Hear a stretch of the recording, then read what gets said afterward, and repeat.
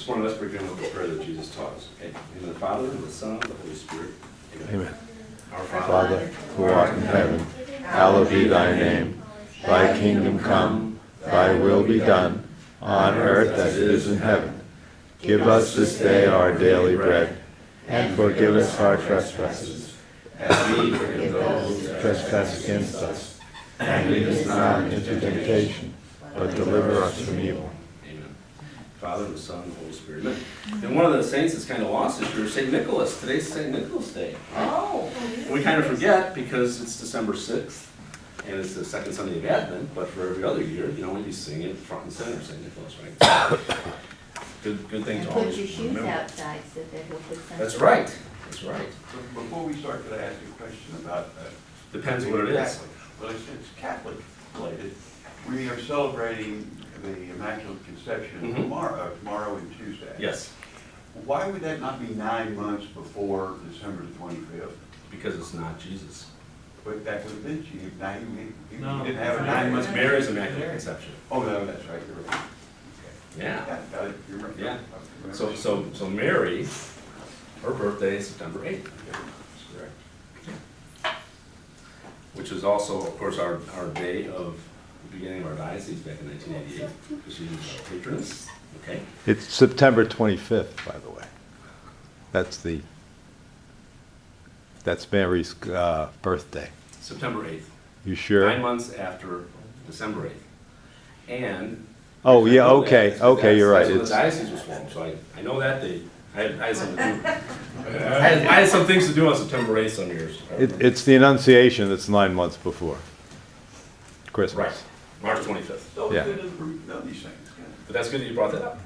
Good that you brought that up. Okay, so I gave you each a book. Now I'm going to give you each just something, something to write down on too. This is a copy of pages 36 and 37 of the book, and this is sort of a summary of the chapter. So what I'm going to do is I'm going to ask you for the books back today when you're done, and that way I'll bring them, and hopefully I can bring more next time. Most of us have them. Yeah, I could have brought mine. That's okay. Nobody listens to Jane. I can understand. Don't forget to pass those back. No, but it's a week ago, we forget. I know.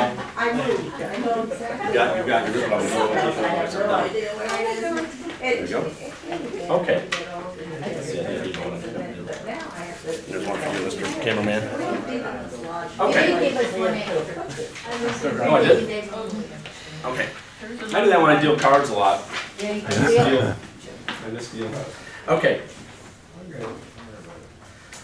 All right, so where we're going to start this morning is just a quick overview. So there's going to be 5 sessions on this book, which makes sense because today's the introduction. And then the book is titled The 4 Signs of a Dynamic Catholic. So guess what? 4 more classes after this one. Makes sense, right? 4 signs are prayer, study, generosity, and evangelization. And they'll read out both on the hand that I gave you as well as in the introductory pages. But where I wanted to start off with was a brief story that Matthew Kelly tells on page 6. If we just kind of go through that, where there's a little 7-year-old who's bored, and he's kind of driving his dad a little bit crazy. So he decides to give him a puzzle to work on, and it's a puzzle of the world. And so if you go into the 3rd paragraph, the boy immediately began gathering the pieces. Everybody there? Page 6. Okay. And his dad had offered him $20. Okay. He was keen to offer, if you could do it. He was keen to earn the extra money as he needed just $20 more to buy a toy he had been saving for since his last birthday. The father returned to his study thinking he had just bought himself a couple of hours to finish working on his speech because he knew his 7-year-old son had no idea what the map of the world looked like. But 5 minutes later, just as he was settling into his speech, there was another knock on the study door. There stood the young boy holding the completed map of the world. 5 minutes. Father said in amazement, "How did you finish it so quickly?" The boy smiled and said, "You know, Dad, I had no idea what the map of the world looked like, but as I was picking up the pieces, I noticed on the back there was a picture of a man." Father smiled, the boy continued, "So I put a sheet of paper down, and I put the picture of the man together because I knew what the man looked like. I placed another sheet of paper on top, and then holding them tightly, I turned them both over." He smiled again and exclaimed, "I figured if I got the man right, the world would be right." The man handed us on the $20, "And you've given me my speech for tonight. If you get the man right, you get the world right." where he begins. And in the next page, you turn over to the first chapter. Transforming people one at a time is at the heart of God's plan for the world. If you go down a few more lines from there, line 5, every time you become a better version of yourself, this is Matthew Kelly's mantra, become a better version of yourself. The consequences of your transformation echo through your marriage and family and parish and so on. It is God who does the transforming, but only to the extent that we cooperate. But God's grace is constant. It never lacks. So our cooperation with God's desire to transform us is essential. It is the variable. Okay, so God's grace is the given. The variable is whether we cooperate or not. And then the big question, are you willing to let God transform you? So the last, I guess it was 2 Saturdays ago, at a men's conference, and a couple things to that point about whether we allow God to transform us. Father Larry, who was our speaker, said that in the first commandment we're called to love God and love God alone.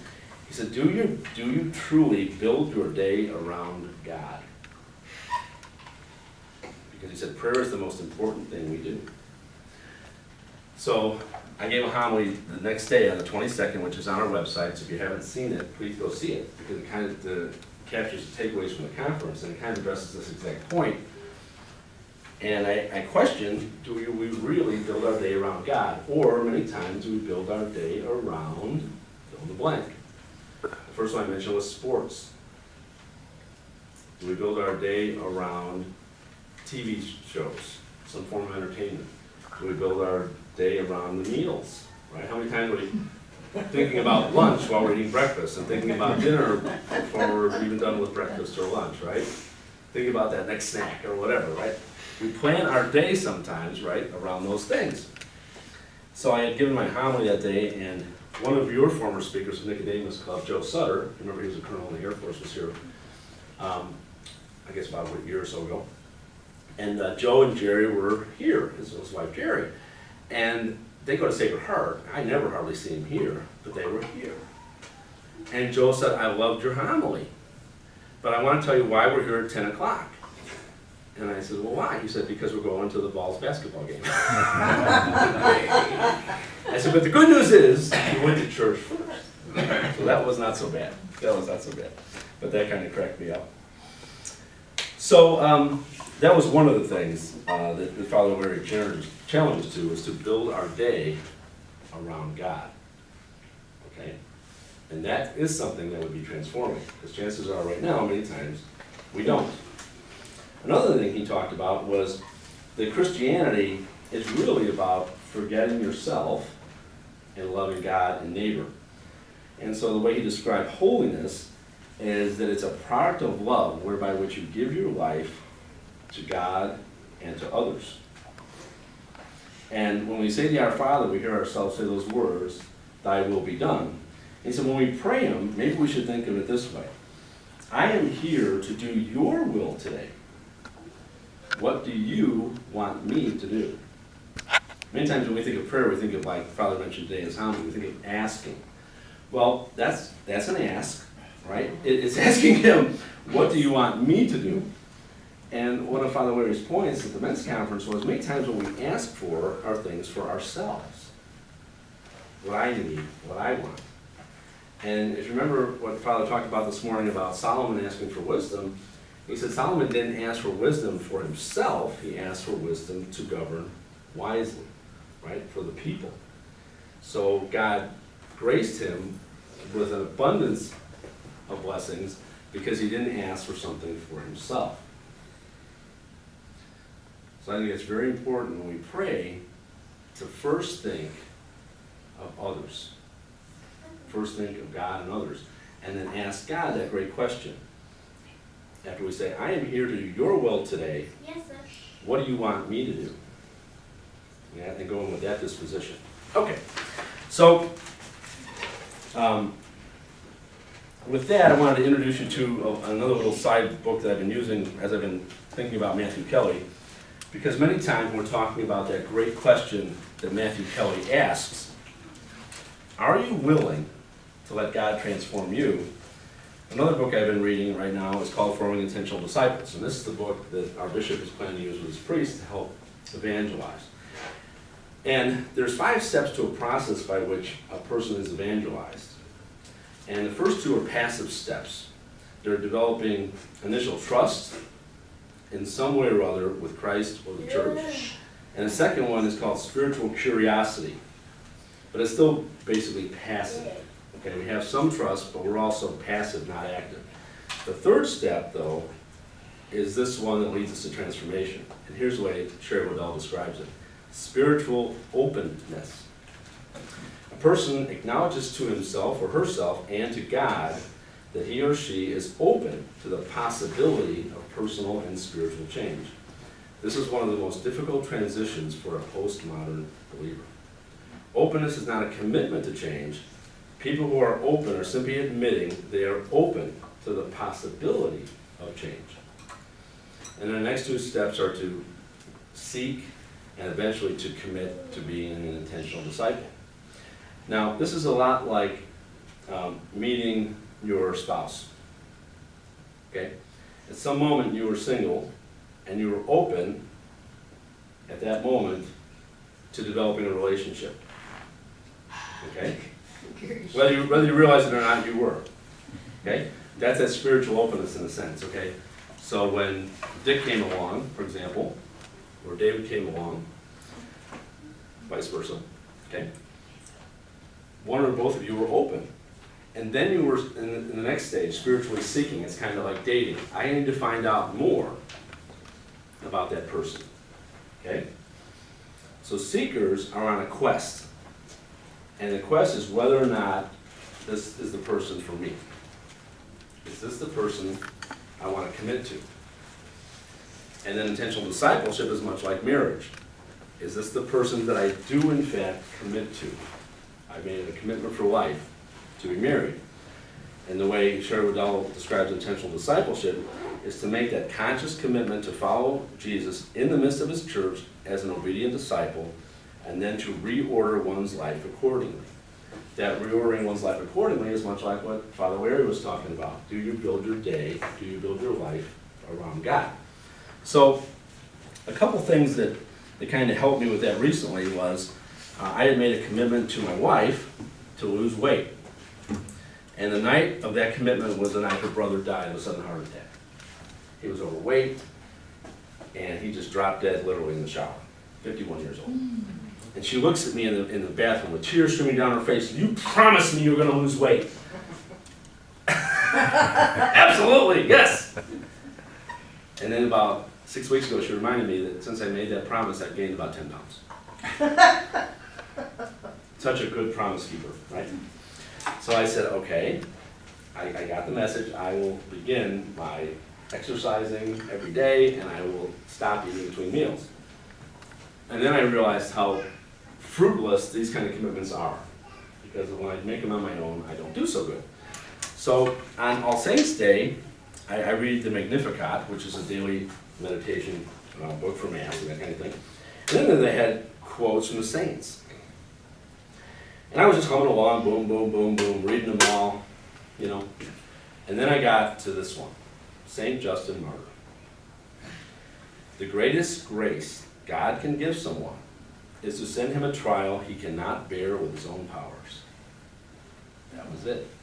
Exercise. Not eating between meals, I'm a grazer. If it's around, I graze. You know what that's like? I don't eat just one meal a day. I don't eat just 3 meals a day. I eat 1 meal a day. All day. Okay? That's me. Okay? So people say, oh, just eat 3 meals. Oh, I just eat 1. No problem. The greatest grace God can give someone is to send him a trial he cannot bear with his own powers, and then sustain him with his grace, so he may endure to the end to be saved. So I read that prayer and I said, okay, St. Justin Martyr, you're my intercessor. God, I'm all in, but you have to clear a path for me. You have to allow me to be able to exercise and do this. Strengthen me, support me, that sort of thing. And I had this in my office. The things which are impossible with men are possible with God. Right? We hear it straight from Luke, right? And in that prayer, so that was November 1st. I'm not saying this to say, wow, look at what I've done, but been faithful to my commitment, exercising. I think I missed maybe a day or here because of some other reason, but lost 6 pounds, 7 pounds so far. And, you know, God works in funny ways because I had a physical scheduled, and I got the call that said, oh, we rescheduled you to December 2nd. And then I got the word from Chris, then I read the prayer and I thought, I think you're trying to tell me something. I got a reprieve. I don't have to go in for my physical where they give you the blood work and they tell you your cholesterol's too high and all those kind of things, okay? I got another month. So I was really good. Now Chris said, good, you've been good for a month. Now, don't cram for the next exam, right? Do it for 12 months, you know, make it a way of life. And that's kind of the message for me, okay? Well, the message along with that is the one that God gave you in the first place. What part of this problem don't you understand? Exactly.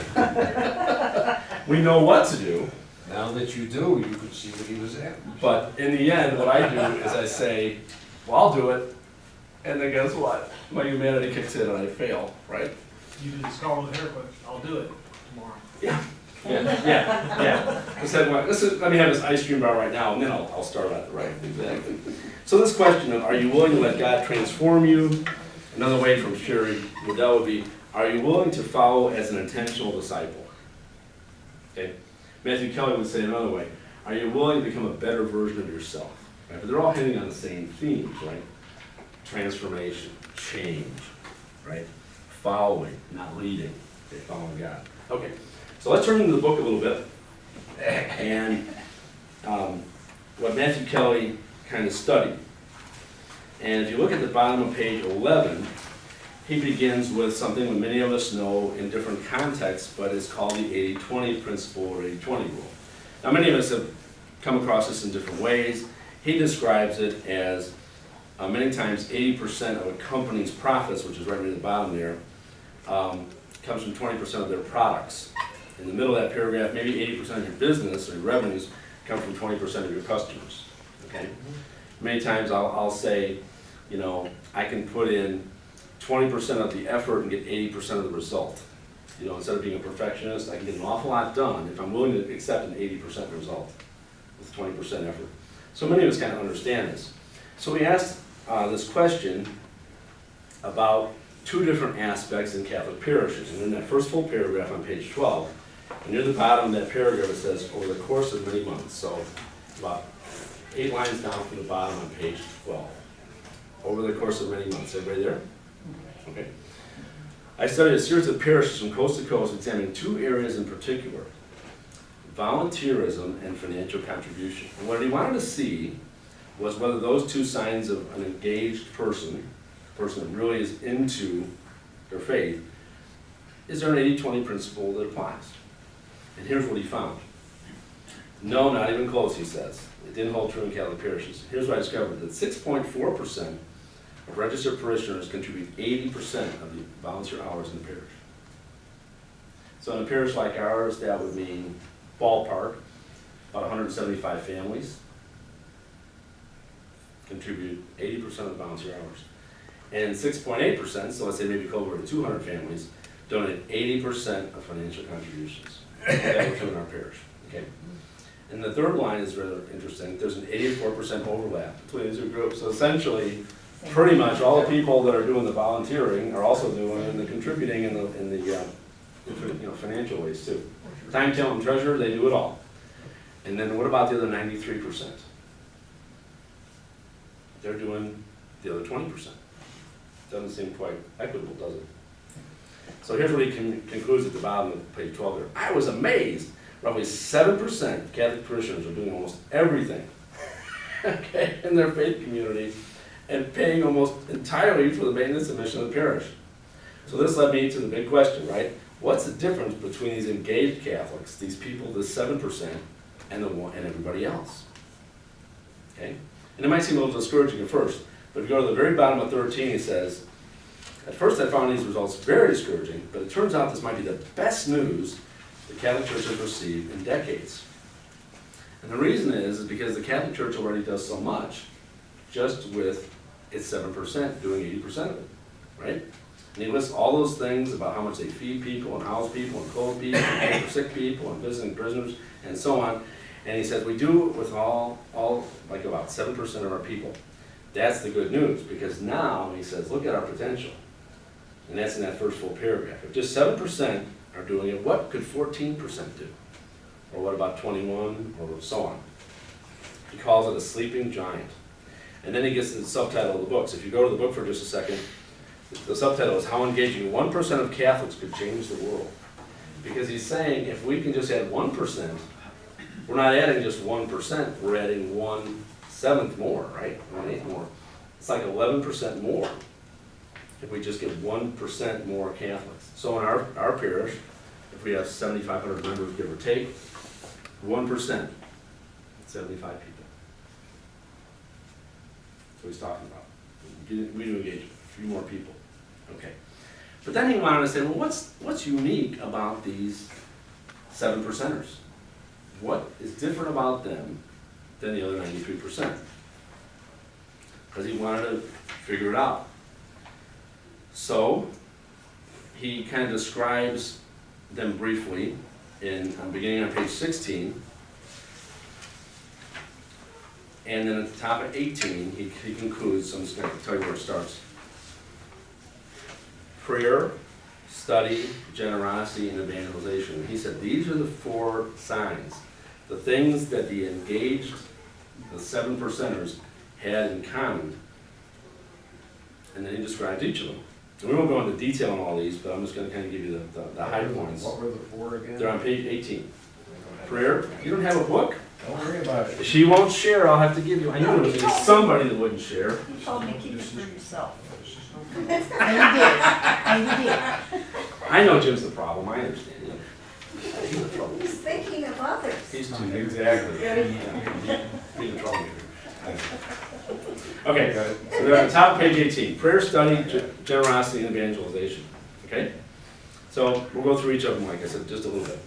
First thing he says is dynamic Catholics have a daily commitment to prayer. Most importantly, God is not a distant force. Instead, he's a personal God, a personal friend and advisor.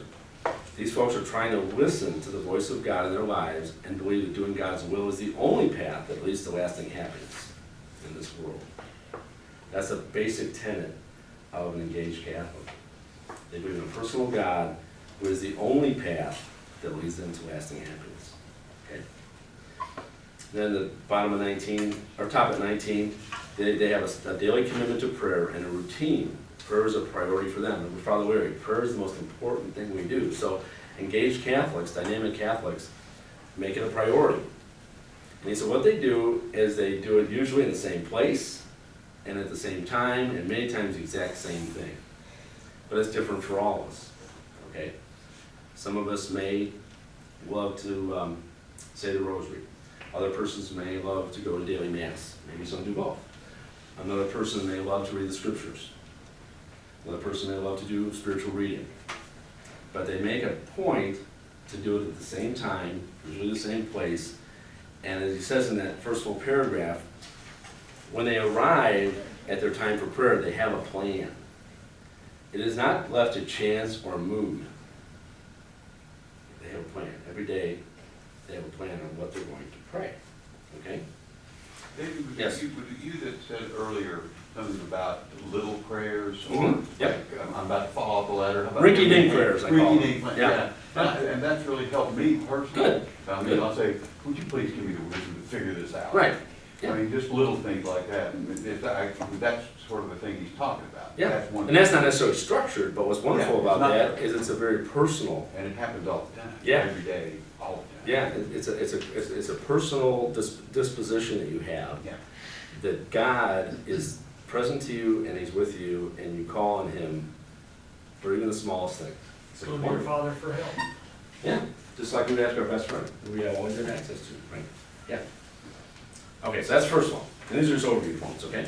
The second one is on study. No wonder you're here. Right? We're introduced so far. You're continuous learners, right? Now this is interesting. On average, dynamic Catholics spend 14 minutes each day learning more about their faith. So if you ballpark that, that's about an hour and a half, hour and 45 minutes a week, okay? Which might mean they do something every day, or it may mean they take a class once a week, something like this, or whatever, but that's about what they average, okay?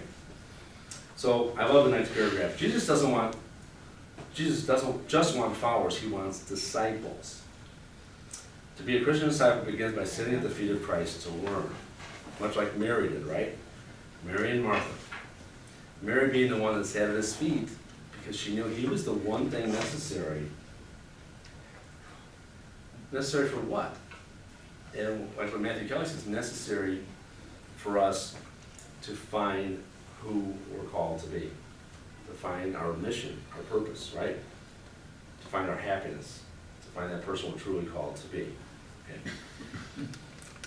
When I taught the creed, I had a wonderful experience with the young people, and I said to them after I was done, I said, what difference does it really make? I mean, come on, we studied the whole creed. Tell me what difference it really makes. And they'll kind of look at me, what? So what difference does it make if you're Catholic or a Christian? What would it mean if you were something else? What would be the best thing you could say about being Catholic? And they all just looked at me like no one had ever asked them that question before. Because you're just as happy as something else. And I think many times we take a really... The world says you can. Yeah, absolutely. Without anything, without even God, right? And I said many times we take the really long-term view and we think, well, whether I'm Jewish or Christian Catholic or a Muslim or another faith, Hindu or Buddhist or something, if there's one God, then we're all going to end up in heaven, right? We're all going to be together in heaven. I don't think we foresee it as, well, there's the Catholic section, and, right? So then what difference does it make if we're all going to get there anyway? Now kind of looked at me. You can't believe a deacon in the Roman Catholic Church is asking you this. I asked them. They looked at me again. They were just perplexed as to what I was even posing. What difference does it make? And they really didn't have an answer. And so my answer was this. It makes all the difference on this earth. Because we believe in a God that is personal. Not a God that's a supreme being that's distant, but a God that is with us, Emmanuel, right? And that makes all the difference because we're part of his community, his church, and through his church, we receive him in the most intimate ways via the sacraments. How much more intimate can you get than consuming his body and blood, right? How much more intimate can you be than sitting before another person who happens to be a priest, declaring your sinfulness against not only God, but your fellow human beings? God's present to us in baptism, and marriage, and holy orders, and sacraments, and all the sacraments, confirmation, and so on. But isn't it wonderful that all those things are pointed toward that relationship with him? Not a distant one, but an intimate one that we have the opportunity to experience here and now. You talk to other folks, and what are they saying? Life is rough, but when I get to heaven, if we're Catholic, we can say, life should be happy. If I truly believe, I'm already in the kingdom on earth, and I should be joyful. Now, does that mean we're joyful and ignore like we're in some happy place? No. When things happen like they just happened in San Bernardino, or when they happen in Paris, or when they happen every day around us. I grew up in Chicago where that was, 14 people dead, that was a weekend. I'm not trying to be trite about it, but that was a weekend. We dealt with it all the time. And so, to deal with that in joy, not for the murder, not for the tragedy, but knowing that in the end, the Christ is victorious, and he redeems and puts everybody back in right relationship that choose to be with him. So, I look at this disposition and say, do I have that joyful disposition now? Or am I like a martyr who's just hoping to get to heaven, to get away from all of this? You see what I mean? And that's the difference in the Catholic Church. We should have that joyful disposition because God created us to be happy and in relationship with Him and with His community, His church. So that makes all the difference. And I think they all kind of walked out there going, no one's ever told us that. We were supposed to be happy because we're Catholic. Because there's lots of people out there that are happy because they're saved. They're happy because of some other reason.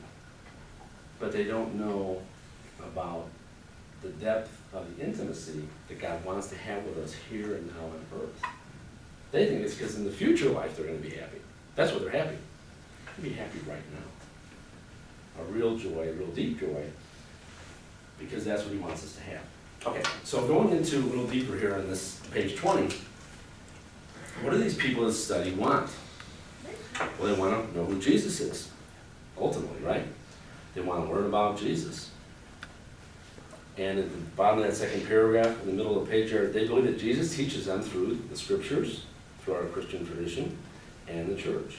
So what do?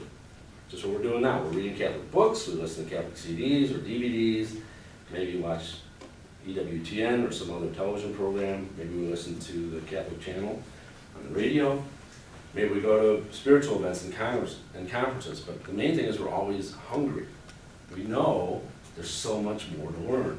And I know you all know this already, but it's that old adage, the more you learn, the more you realize what? You don't know. You don't know.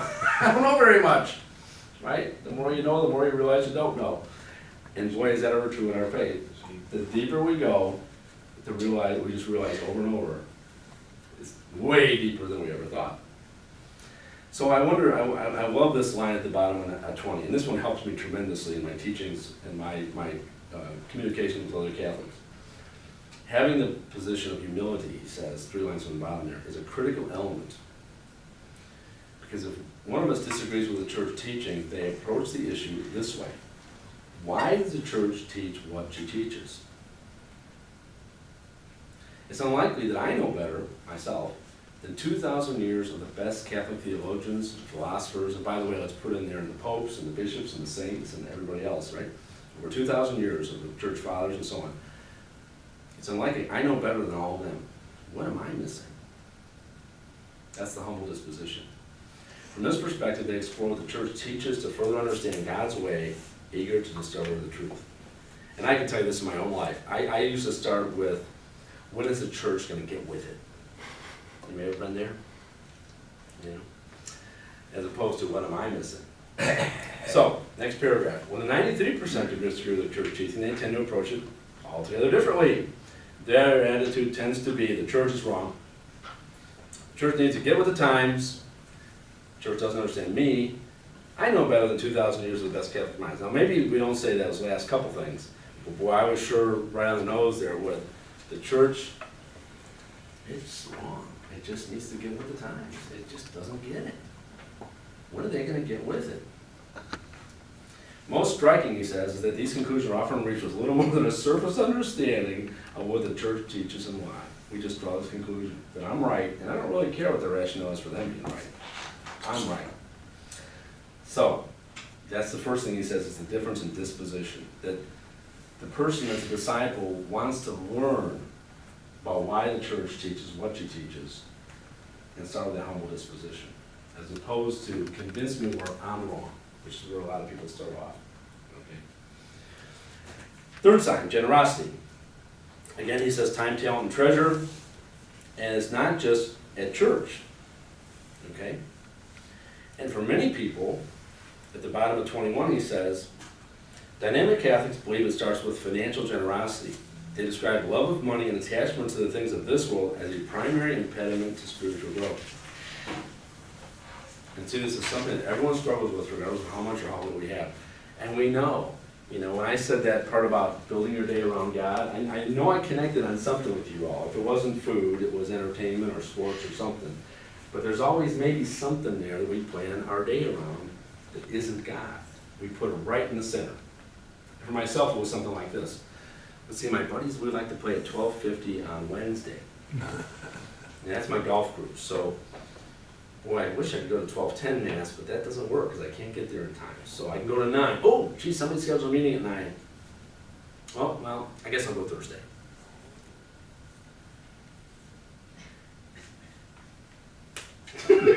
Just gotta look at it, no! I shouldn't think that way, right?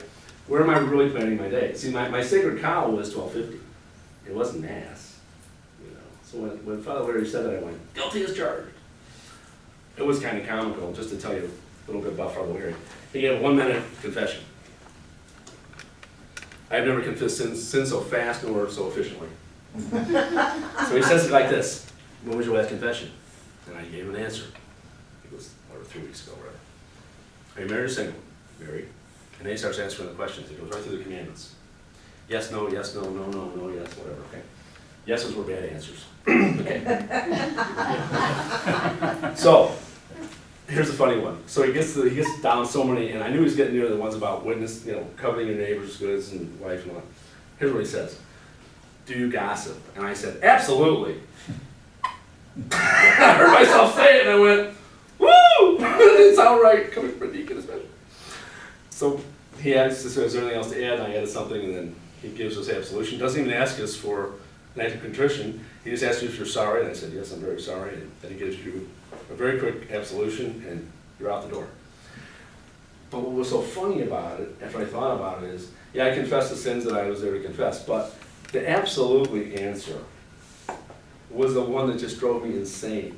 Because what it said was, well, of course. Yeah. How else could I be? Because for me, ever since I was a little kid, gossip's just normal. I mean, who, at least in my world, who doesn't? I mean, when we're in family gatherings, what do? We talk about the family that's not there. What else would we do? Anybody do that? Yeah. Or when you're on the phone, you start talking about other people. Or when you're at work, you start talking about people that aren't around. Right? We just have this little habit of talking about others, and sometimes in good ways, but many times